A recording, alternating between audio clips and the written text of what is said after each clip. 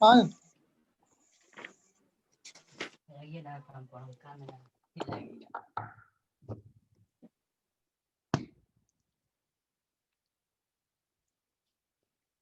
Exercise 9.3 चल रही थी।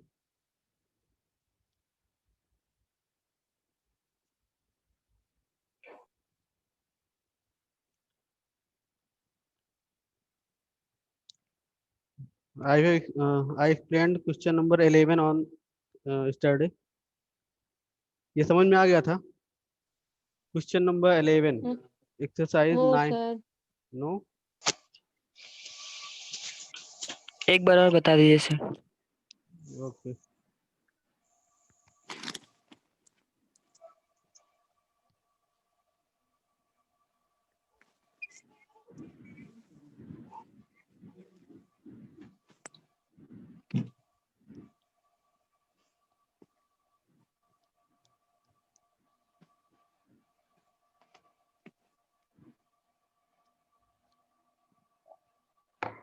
ये क्वेश्चन इस तरह लिखा हुआ है, देखो ये जो सिंबल होता है, ये चाहे पता भी है तुम्हें, ये सिंबल सम को रिप्रेजेंट करता है।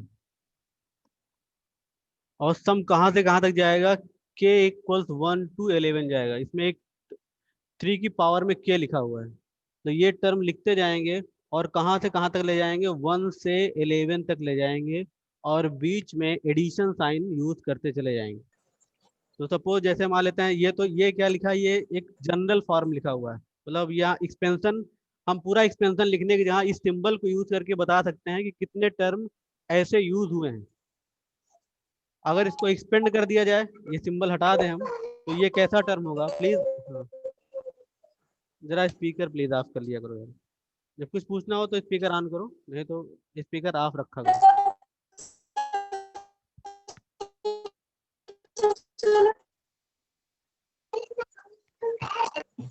प्लीज स्पीकर ऑफ कर लो। क्या नाम है जी? Ruby, are you hearing me?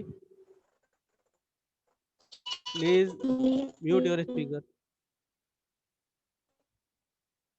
Speaker off करना आता है ना? स्पीकर ऑफ कर लो। देखो अब यहाँ से 1 से लेकर, अब ये फर्स्ट टर्म लिखोगे इसका तो क्या आएगा? देखो 2 + 3 की पावर 1, ये पहला टर्म हो गया।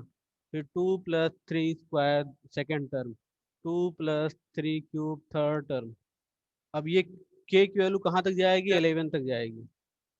इसी तरह से लास्ट टर्म क्या हो जाएगा? +2 + 3 की पावर 11।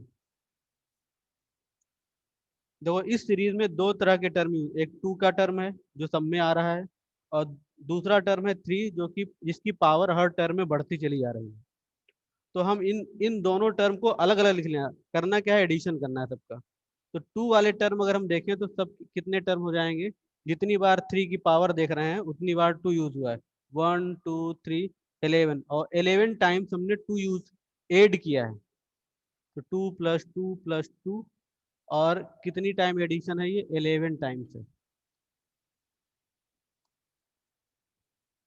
और 3 वाले टर्म फिर प्लस साइन लगाया, क्योंकि सब ऐड ही करना है।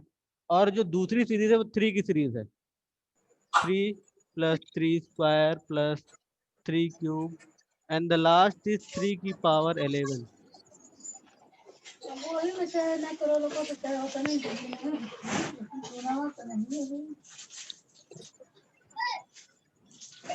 देखो प्लीज किसी चीज को बार बार मुझे रिपीट ना करना पड़े, बेहतर ये होगा कि स्पीकर अपने आप रखो। अब देखो यहाँ पर इसके लिए मैंने लिखा रखा है कि अगर ए n टाइम्स आ रहा है, हमने समीशन के 3 फार्मूले ड्राइव किए हैं। रूबी कुमारी, क्या स्पीकर ऑफ करना आता है? स्पीकर ऑफ कर लो अपना।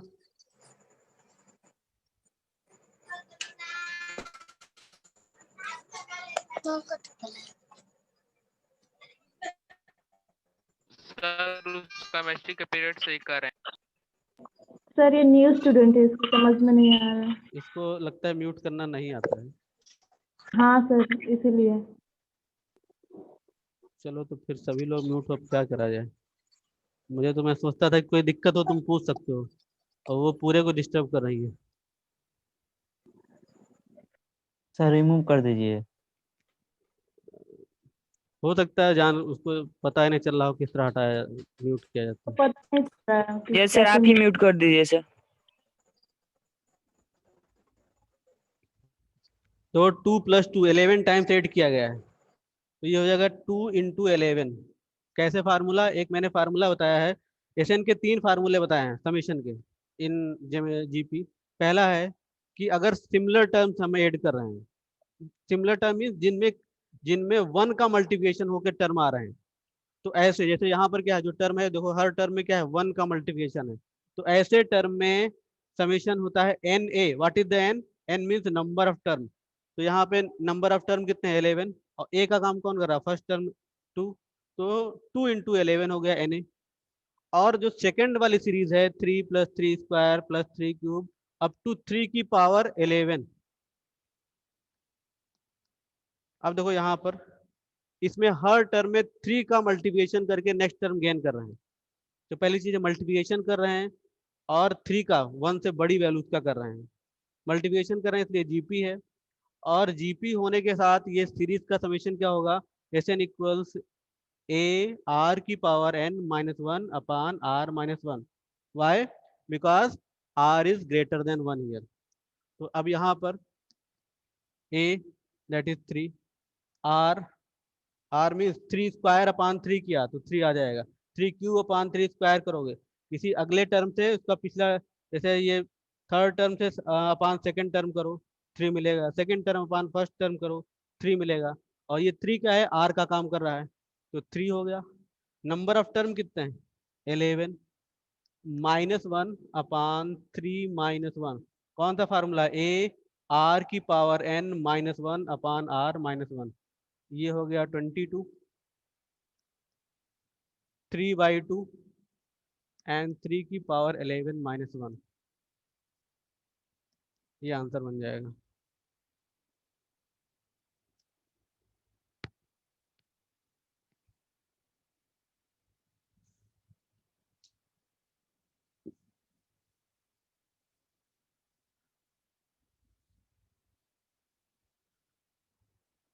इसके बाद जो क्वेश्चन नंबर है 12,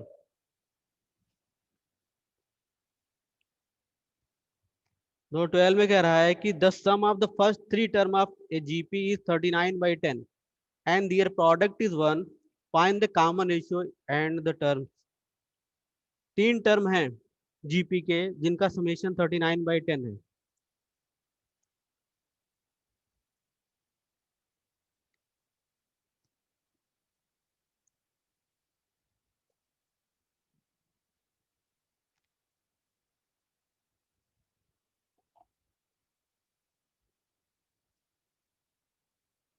yes Anjali Yadav please.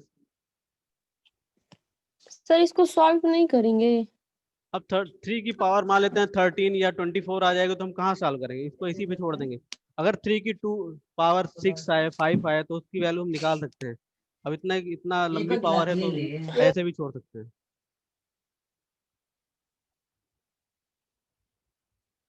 Question number 12 की बात करें, देखो देखो एपी और जीपी में दोनों में कभी कभार ऐसी कंडीशन आती है। जैसे एपी में कंडीशन क्या होगी?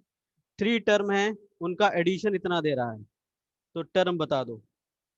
तो टर्म उस कंडीशन में क्या करते हैं, हमको तुमको क्लास हो सकता है 10 में तुमने पढ़ा भी हो, जानते भी हो कि 3 टर्म होते हैं तो हम ऐसे ऐसे मान लेते हैं A - D A और A+D कर देते हैं। पता है कि नहीं पता है? इनका एडिशन Yes, sir. बताओ। ऐसा इसलिए करते हैं कि तुरंत डी कैंसिल हो जाता है, ए की वैल्यू तुरंत मिल जाती है।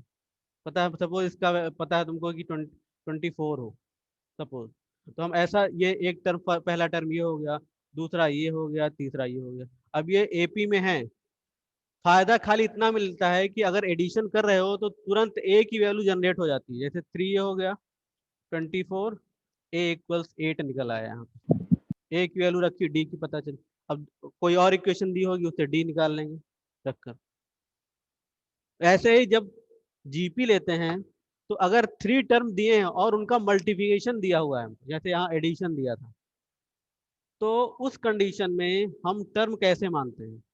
तो मान लेते हैं टर्म ऐसा है हमारा, let the 3 terms of GP is A by R A AR।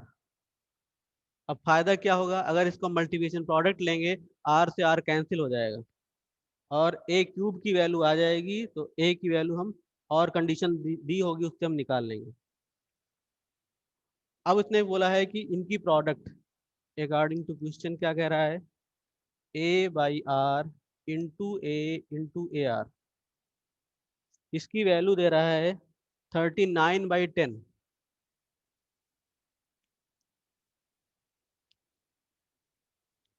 A cube हो गया 1 हमारा, दिया है sir. Sir product equal to 1 दिया है ना? ओ सॉरी 1 दिया है, ओके, ये वैल्यू 1 है और ये क्या है, शुरुआत वाली वैल्यू सम है, sorry, sum of the first 3 term. यहाँ से देखो ए क्यूब की वैल्यू 1 आ जाएगी, ए की वैल्यू क्या हो गई 1, और एक कंडीशन और दी है, ये फर्स्ट कंडीशन है। सेकंड, इनका समेशन दिया है, ये 39/10। यहाँ पर ए की वैल्यू प्लेस कर दें अगर,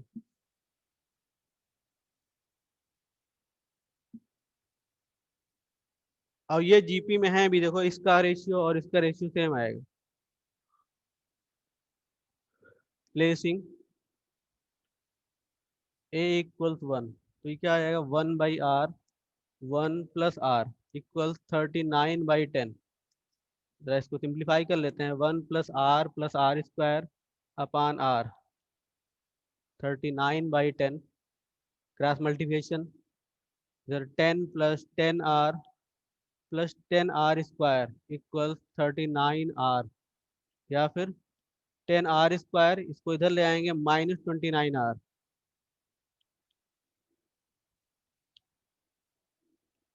इसको फैक्टराइज कर लेते हैं, 25R - 4R। इन दोनों फैक्टर्स में 2R कॉमन कर लिया, सॉरी 5 नॉट 2, 5R कॉमन कर लिया, तो 2R - 5 बन जाएगा, और इन दोनों टर्म में -2 कॉमन कर लिया, ये भी 2R - 5 बन जाएगा। कट रहा फिर से, इसके बाद यहाँ पर फर्स्ट 2 टर्म में 5 कॉमन कर लिया और R भी कॉमन कर लिया, तो ये हो जाएगा 2R - 5, और लास्ट 2 टर्म में -2 कॉमन कर लिया,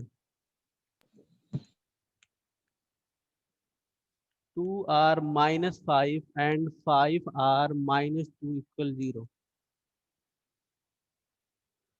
Therefore, R equals 5/2, R 2/5.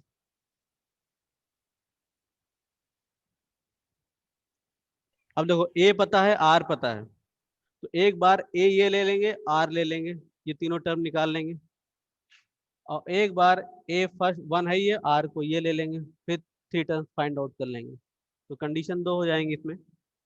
इसको let A equals 1 and R equals 5/2। First term क्या है देखो, A/R, A/R that is 1 upon 5/2 or 2/5. Second term is A, that is 1. Third term is AR, that is 1 into 5/2, it is 5/2। तो एक ये 3 term की condition हो गई, और एक बार दूसरी second, when A equals, let ना छोड़कर यहाँ when लिखो, when A equals 1 and R equals 2/5, तो A upon R that is 1 upon 2/5, or it is 5/2. Second is A 1, and third is AR 1 into 2/5, that is 2/5। ये 3 terms हो जाएंगे दोनों condition मिलाकर, दोनों फर्स्ट कंडीशन में ये 3 टर्म्स और सेकंड में ये 3 terms.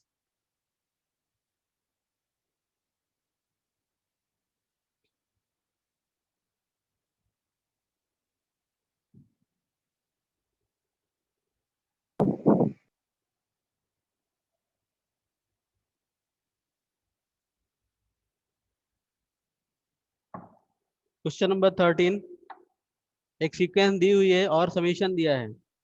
We have to find how many term, summation is 120 and number of term find out करना है। ए पता है, आर पता है। आर पता हो जाएगा 3 स्क्वायर अपॉन 3 दैट इज 3। तो एन निकाल सकते हो कि नहीं निकाल सकते हो एस एन वाले फार्मूले से? कर लेंगे इसको। कर एस एन, लेंगे सर। हाँ एस एन इक्वल्स 120 हो जाएगा। Question number 14, the sum of the first three term of GP is 16 and the sum of the next three term is 128. Determine the first term, common ratio and sum of n term of GP.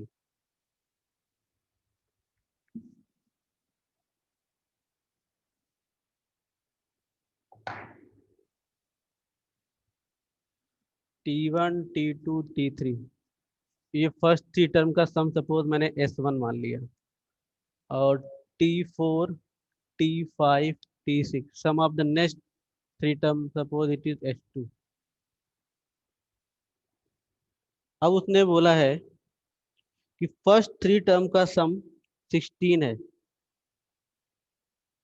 S1 equal 16 and S2 equals 128। Then what is the a? A की value क्या होगी, are क्या होगा, और nth term क्या होगा, Tn क्या होगा? ये तीन चीजें फाइंड आउट करनी है। तो अगर मान लेते हैं let first term is a and common ratio for the series is are,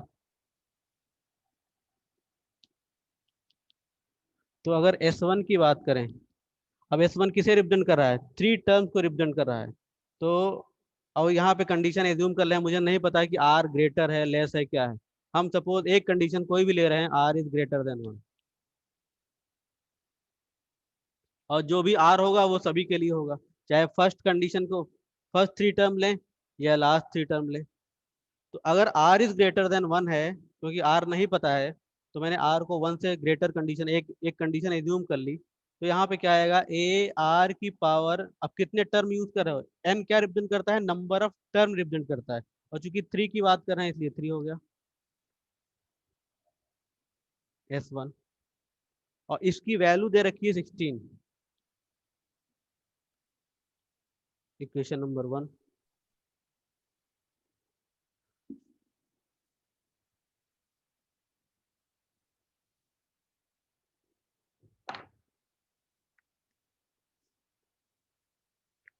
इसी तरह से H2, अब H2 में भी यहाँ पर ये क्या है, ये किसका प्लेस है, फर्स्ट टर्म का प्लेस है, और ये H2 कहाँ से बिगिन कर रही है, यहाँ से बिगिन कर रही है।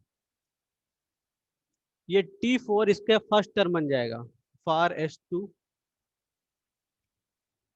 A इज T4, और T4 की वैल्यू क्या होगी, AR3, कौन से फार्मूले से, Tn इक्वल्स AR की पावर n-1 वाले फार्मूले से। अब देखो H2 जब निकालेंगे तो फर्स्ट टर्म की जगह ये वैल्यू रखेंगे, AR3, फिर common ratio that is R, और चूंकि नंबर ऑफ टर्म इसके लिए भी 3 है तो यहाँ पर भी क्यूब, यहाँ n मीन्स 3 ईयर, -1 अपान R-1, और इसका समेशन है 128, इक्वेशन नंबर 2। हम 2 अपान 1 कर लें, इक्वेशन नंबर 2 को 1 से डिवाइड कर लें, तो R3 -1 अपान R-1, और ये चीज डिवीजन में जाएगी, तो डिवीजन में जाएगी तो कन्वर्ट हो जाएगी, तो न्यूमिनेटर R-1 बन गया, denominator AR3 -1, and value is 128/16। जहाँ ना समझ में आए प्लीज बोल देना। ये और ये कैंसिल, ये और ये टर्म कैंसिल, ए से a cancel, R3 equals 8, R equals 2 here, R की वैल्यू 2 हो गई, और R को किसी भी इक्वेशन में प्लेस करके A निकाल सकते हैं। तो फ्रॉम फर्स्ट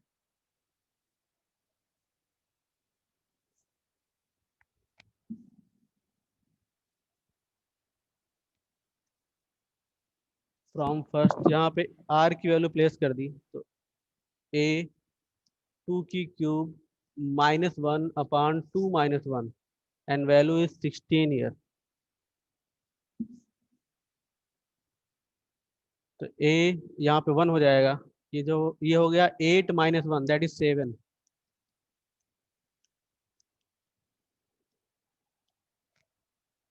मुझे ए पता हो गया और आर पता हो गया। अब टी एन निकालना है। ए आर की पावर n-1। ए और आर की वैल्यूज प्लेस कर दो। A is 16/7 and r is 2 here. It is our T n. 16 a r की पावर n-1।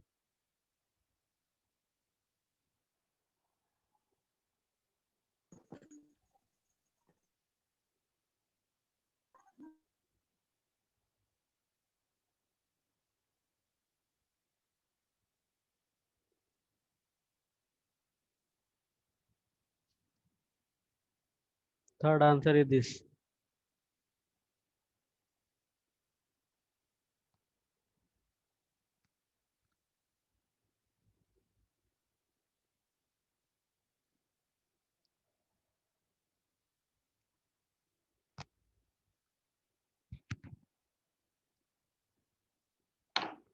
Question number 15। ए पता है, 7 टर्म की वैल्यू पता है और S7 निकालना है। S7 means some of 7 terms. तो 7 टर्म की वैल्यू यूज करके T7 यूज करके हम R निकाल लेंगे, क्योंकि 64 पता है और A पता है, वहां से R निकल जाएगा। और S7 क्या आएगा? ए आर की पावर 7-1/R-1। ए और आर पता होगा, वहां पे रख देंगे वैल्यू और S7 पता हो जाएगा।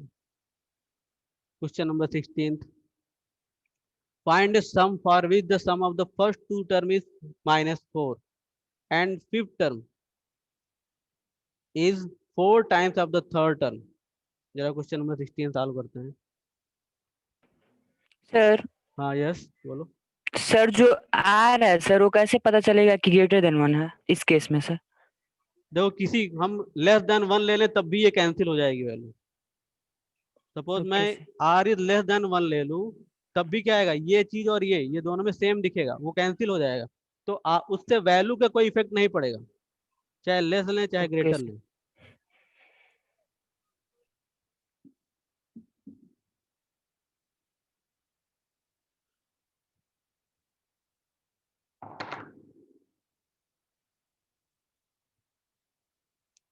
Question number 16।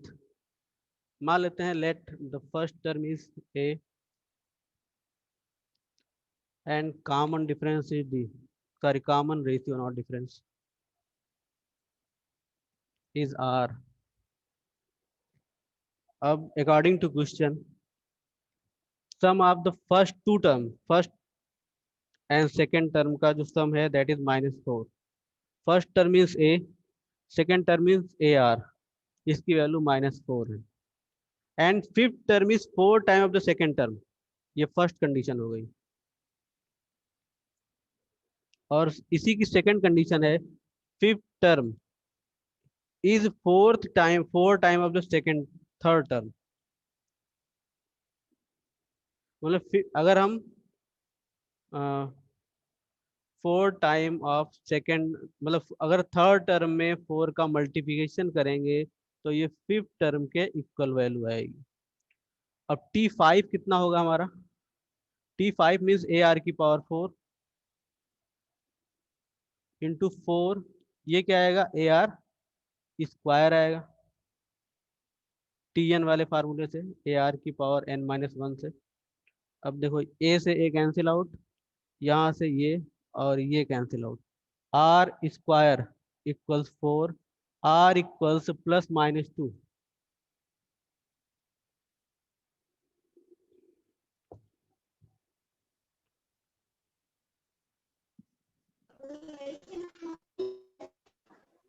सर प्लीज एक बार और। देखो इसमें क्वेश्चन में क्या दिया है, इसमें 2 कंडीशन दी है। एक कंडीशन दी है कि अगर फर्स्ट और सेकंड टर्म ऐड कर दिए जाए तो उनका समीशन -4 आएगा। दूसरी कंडीशन दे रहा है कि fifth term 4 time of the third term है। सेकंड कंडीशन क्या कर रहा है? Fifth term is 4 time the third term. तो अगर थर्ड टर्म में 4 का मल्टीप्लिकेशन करेंगे तो वो फिफ्थ टर्म के इक्वल होगा। फिफ्थ टर्म होगा क्या? ए आर की पावर 4 इस फार्मूले से। थर्ड टर्म क्या होगा, ए आर स्क्वायर होगा, यहाँ वैल्यू रख दी। तो देखेंगे कि ए से ए कैंसिल आउट, यहाँ आर स्क्वायर बचेगा, राइट हैंड साइड में 4 बचेगा। तो आर की वैल्यू +-2 हो गई। यहाँ आर की वैल्यू रख कर ए की वैल्यू निकाल लेंगे। ए आर पता हो जाएगा तो सारी चीजें पता हो कर लेंगे। जीपी पता करनी है।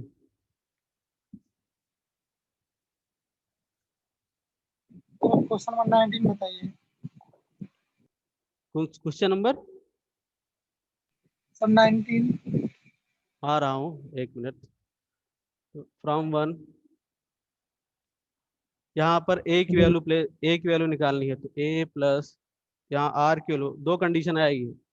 व्हेन आर इक्वल्स टू 2 ले लिया, तो ए प्लस 2a हो गया इक्वल्स -4। यहाँ से आएगा 3a इक्वल्स -4 और a इक्वल्स -4/3। दूसरी condition when r equals minus, अब सपोज ये कंडीशन है तो हमारी जीपी क्या बनेगी,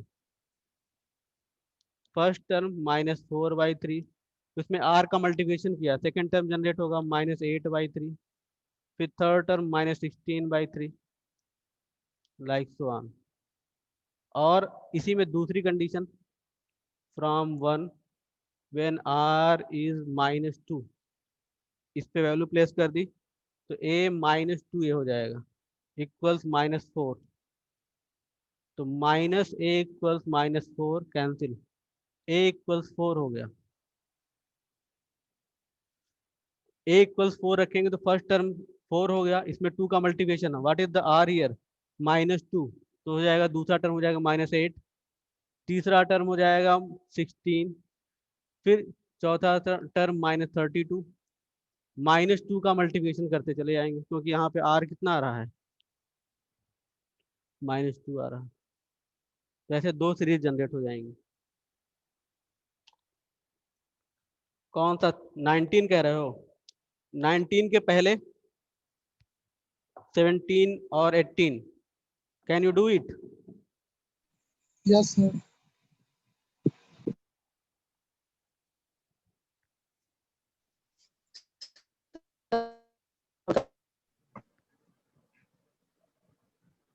हाँ बोलो। सर 17।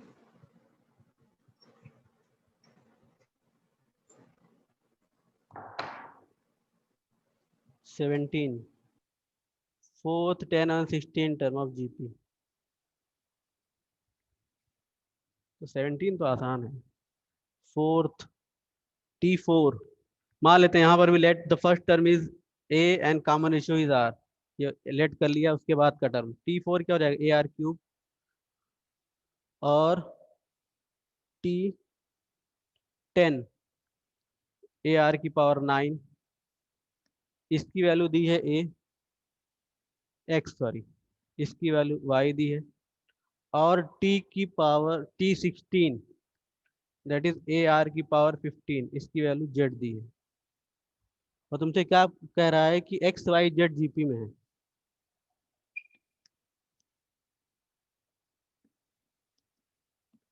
अगर जीपी में है तो y इक्वल्स क्या होगा, √/xz, क्योंकि y इसका क्या, y क्या बन जाएगा, y इसकी ज्योमेट्रिकल मीन बन जाएगी, या बोल सकते हो y² इक्वल्स xz आएगा। अब जरा लेफ्ट और राइट वैल्यूज चेक कर लो, ये कंडीशन आ गई।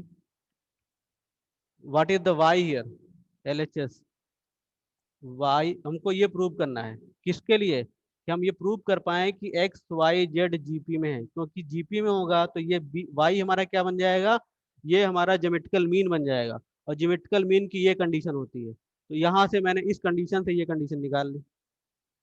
तो अगर ऐसा आ जाए, ये प्रूव हो जाए, तो हम ये दिखा देंगे कि x y z are in GP. तो लेफ्ट हैंड साइड क्या है, y², इसका स्क्वायर कर लिया, इसका AR⁴19 का होल स्क्वायर, तो a² और R⁴18 हो गया। इसी तरह से right hand side RHS XZ, x is here AR³ and z is here a r की power 15, a into A R A square, और यहाँ पर r की पावर 3 है, r की पावर 15, बेस इक्वल हो तो पावर का एडिशन हो जाता है।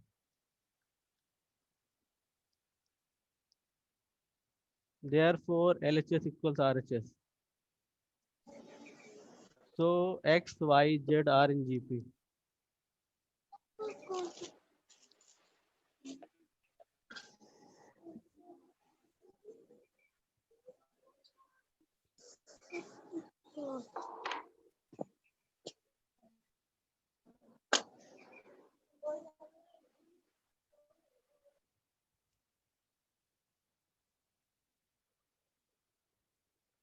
क्वेश्चन नंबर 18 हो जाएगा सबका? Question number no sir, no sir. देखो 18 में दो तरह के क्वेश्चन फॉर्म होते हैं, चलो मैं डिस्कस कर लेता हूँ। क्वेश्चन नंबर 18, मुझे क्या निकालना है? ऐसे n टर्म का सम निकालना है। 8, 88, देखो पहले टर्म में क्या है? सिंगल 8 है। टर्म दूसरा हुआ 2 8 हो गए, टर्म तीसरा हो गया 3 8 हो गए, तो टर्म nth टर्म में क्या हो जाएंगे? 8 की जो नंबर ऑफ 8 है वो n बन जाएंगे। 8 इंटू 8 ऐसा 8 हम कितनी बार लिखेंगे उस टर्म के लिए? n टाइम्स 8 लिखेंगे। इनका एडिशन लिखाना है, तो मान लेते हैं एडिशन को मैं SN से रिप्रेजेंट कर रहा हूँ, SN, क्योंकि n टर्म लेने हैं। तो 8 प्लस 88 प्लस n टाइम,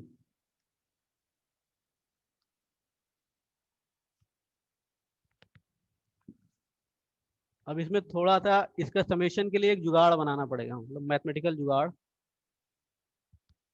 अगर इस सभी टर्म से हम जो राइट हैंड साइड के टर्म है उनमें से हम 8 कॉमन कर लें, सपोज जब 8 कॉमन करेंगे तो पहला टर्म 1 बन जाएगा, दूसरा टर्म 11 बन जाएगा क्योंकि 88 है, तीसरा टर्म 1 1 1 हो जाएगा। ऐसे हमारे पास n टर्म हो जाएंगे। अब एक काम और करना है, इसमें 9 से डिवाइड और 9 से मल्टीप्लाई कर लेना। अभी ये समझ में आ जाएगा क्यों कर रहे हैं। 9 से डिवाइड किया और 9 से मल्टीप्लाई किया, मल्टीप्लिकेशन वाला हम यहाँ लिखते जा रहे हैं। 9 हो गया, ये 99 हो गया, 999, और ऐसे ही n टर्म्स।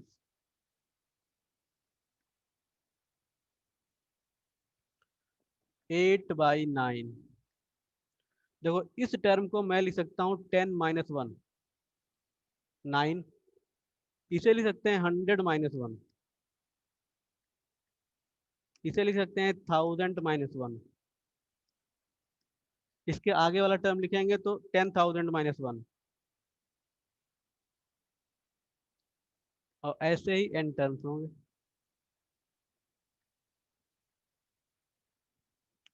एट बाई 9, अब देखो इसको लिख सकते हैं 10, अब यहाँ पे 10 की पावर 1 है, माइनस में 1, इसे लिख सकते हैं 10 की पावर 2 माइनस 1 क्योंकि 100 लिखा हुआ है यहाँ पे, इसे लिख सकते हैं 10 की क्यूब माइनस 1, इसे 10 की पावर 4 माइनस 1 प्लस ईयर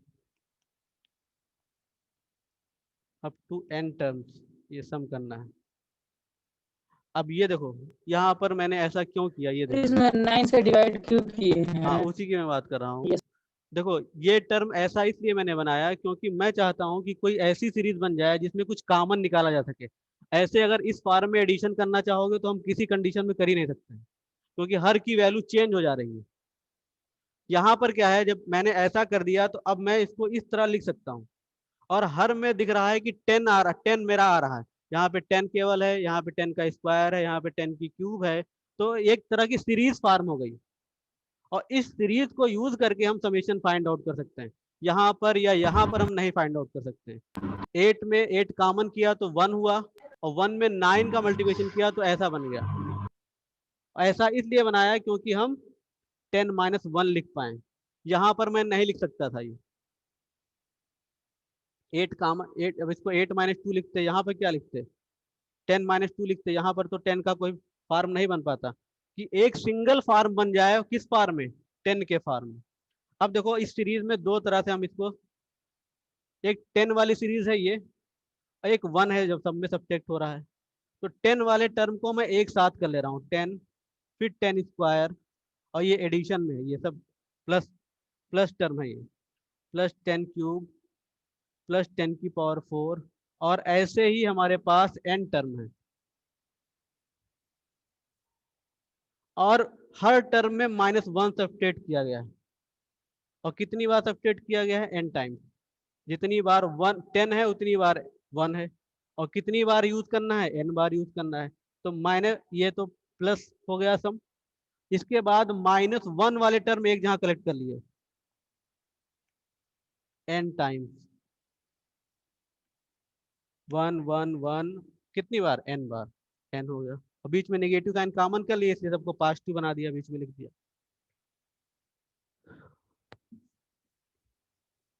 इसमें दो तरह के क्वेश्चन बनते हैं, जैसे ये है, एक बार एक डेसिमल में बनता है, तो डेसिमल का थोड़ा सा उसमें उसको सॉल्व करने का थोड़ा मेथड चेंज हो जाता है।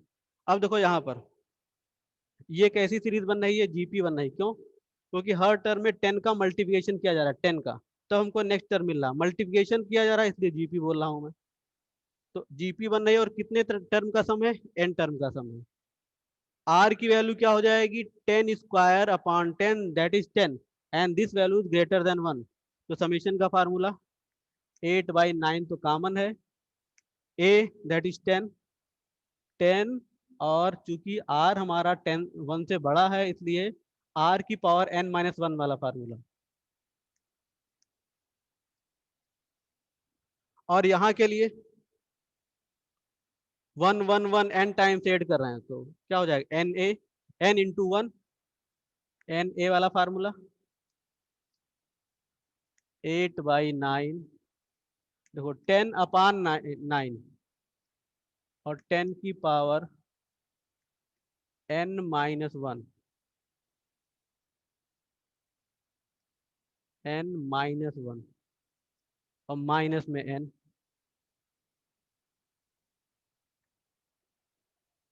इसकी जरूरत नहीं है, -n। 8/9 का मल्टीप्लिकेशन कर दें तो 80 अपान, ये हो जाएगा 81, 10 की पावर n-1, और 8/9 का मल्टीप्लिकेशन यहाँ पर भी हो जाएगा।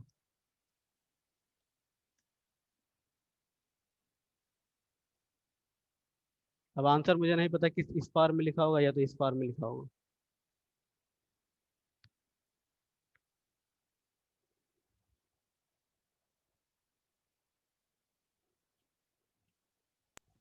सर इसमें n की वैल्यू पुट कर बता सकते हो? यहाँ पर कोई पूछा रहा था कि ये इतने टर्म पर क्या होगा।